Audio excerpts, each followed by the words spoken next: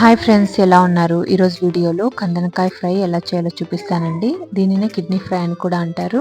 ముందుగా అయితే నీళ్లు యాడ్ చేసుకొని ఒక పాత్రలో పసుపు ఉప్పు వేసుకొని బాగా కలుపుకున్న తర్వాత కందనకాయలని చిన్నగా కట్ చేసుకొని ఇందులో వేసుకోవాలి.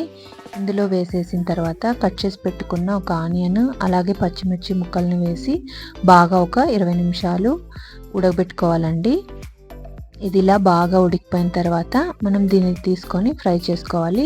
ఈ కందనకాయ ఫ్రై నేను చెప్పిన విధంగా చేస్తే టేస్ట్ అనేది చాలా బాగుంటుంది. ఎప్పుడు తినని వాళ్ళు కూడా ఇష్టంగా తింటారు, అంత బాగుంటుంది ఫ్రెండ్స్.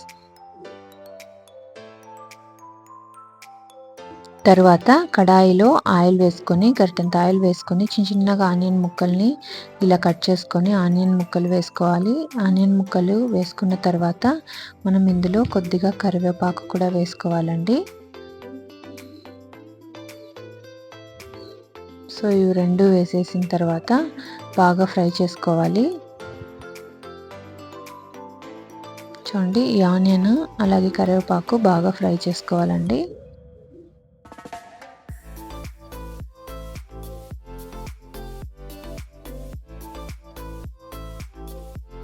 తరువాత కొద్దిగా జింజర్ గార్లిక్ పేస్ట్ కూడా వేసుకొని ఇలా బాగా ఫ్రై చేసుకోవాలి. ఇలా జింజర్ గార్లిక్ పేస్ట్ వేసినాక బాగా ఫ్రై అయిన తర్వాత మనము ముందుగానే ఉడికించి పెట్టుకున్న కందనకాయలన్నింటినీ వేసి ఇలా ఒక 2-3 నిమిషాలు బాగా కలుపుకొని ఫ్రై చేసుకోవాలండి. ఆల్రెడీ మనకి ఈ కందనకాయ అనేది బాగా ఉడికిపోయి ఉంటుంది కాబట్టి ఇందులో ఎక్కువ ఫ్రై చేయనవసరం లేదండి. ఒక 5 మినిట్స్లో అయిపోతుంది. జస్ట్ ఇలా బాగా ఫ్రై చేసుకోవాలి.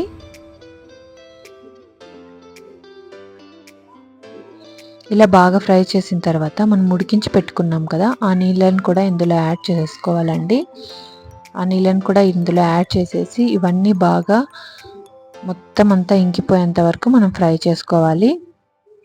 సో ఇలా ఉడికించిన నీళ్ళు కూడా వేయడం వల్ల మనకి ఇందులో ఉండే ఎటువంటి మంచి ప్రోటీన్ అనేది బయటకు పోకుండా ఉంటుందన్నమాట. ఇలా వాటర్ కూడా వేసేసి బాగా ఉడికించుకోవాలి.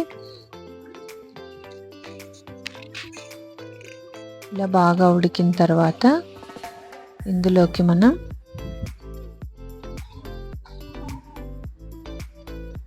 చూడండి, ఇందులో కొద్దిగా పెప్పర్ పౌడర్ యాడ్ చేసుకోవాలి.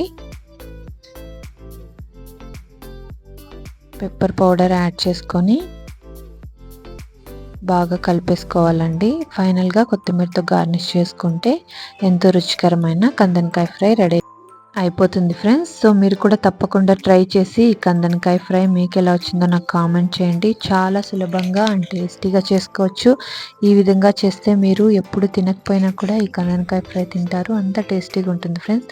తప్పకుండా ట్రై చేసి మీకు ఎలా వచ్చిందో కామెంట్ చేయండి. అలాగే రెసిపీ నచ్చితే మీ ఫ్రెండ్స్ అండ్ ఫ్యామిలీ షేర్ చేయండి ఫ్రెండ్స్. Thanks for watching.